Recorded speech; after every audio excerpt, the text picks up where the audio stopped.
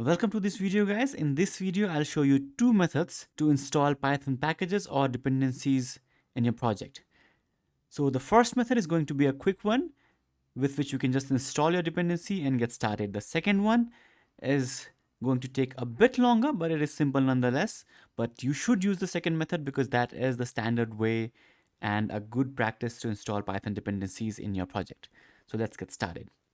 First, open your terminal or command prompt and browse to your project directory. So if you are on Windows, a quick method is just click on this address bar here, type cmd and hit enter, and your command prompt will open with your project directory already browsed to. Alright, now if you are on Mac or Linux, I am not aware of a shortcut like this, but just open up your terminal and browse to your project directory. Okay, now let's see what we have to install. Okay, let's say you have a requirements.txt file. So right now I just have Flask course, PyMySQL, and two more dependencies. So what you can do is you can just do pip install and then your dependency name and version. Okay, you can do something like this, pip install Flask. Actually, you don't even need this. If you do this, Flask will be installed and the latest version available for your Python version will be installed. But if you need a specific dependency, then you can just add two double equals to and then your dependency version and then hit enter and Flask will be installed. So now what this will do is this will install Flask in your global Python libraries, and this Flask version will be available for all your projects. If you run your project using global Python version, this Flask will be used. Okay, and now let's install all the requirements at once. So if you have a file like requirements.txt that contains all your requirements like this, you can install all of these at once by doing something like this, pip install -r and then your requirement file's name, that is requirements.txt.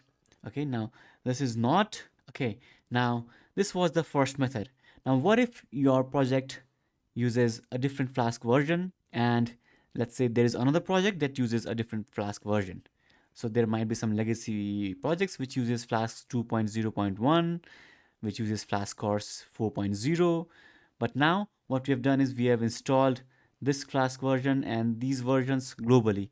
That means all the projects will have access to a mandatory file name, but everybody uses that. So make sure and go ahead and use this file name as well, because it makes it easy for others to understand where your requirements are. Okay, you can just hit enter and all your dependencies in this requirements.txt file will be installed, the same version of dependencies. Okay, so that might be a problem. So what we do is, now we'll move on to the second method. Now we use virtual environments. Virtual environment is isolated environment for a specific project. You can use that environment for any project, but normally we create a virtual environment inside our project itself.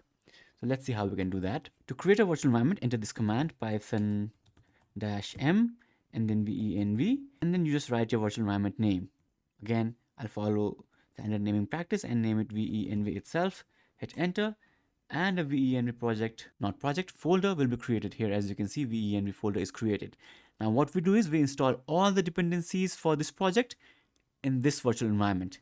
So if we use a different version in another project and a different version in this one, our dependencies are isolated and there will be no conflict because we will use Python from virtual environment, not from our global installed directory. Okay, now once we have created the virtual environment, the second step is to activate it. To activate it, just enter this command venv scripts and then activate. As you can see, venv or your virtual environment name, whatever you have named it, will be written before your project directory after you have activated it. Now this is how you activate it in Windows, but if you are on Mac or Linux, the command to activate will be shown in the screen. Okay, once you've activated the virtual environment, you can again just install any dependencies like I've already shown, like pip install and then your dependency name with dependency version, or if you want, you can install all the things using requirements by doing pip install -r and then your requirement file's name and then hit enter. So once you've activated the virtual environment, it will install these dependencies in this virtual environment. As you can see, it is not saying already installed. It is now installing Flask, Flask course, PyMySQL, .env, cryptography, and all that stuff in the virtual environment. Okay, so these are the two methods which you can use to install dependencies or modules in Python. If you have any questions, let me know in the comments below.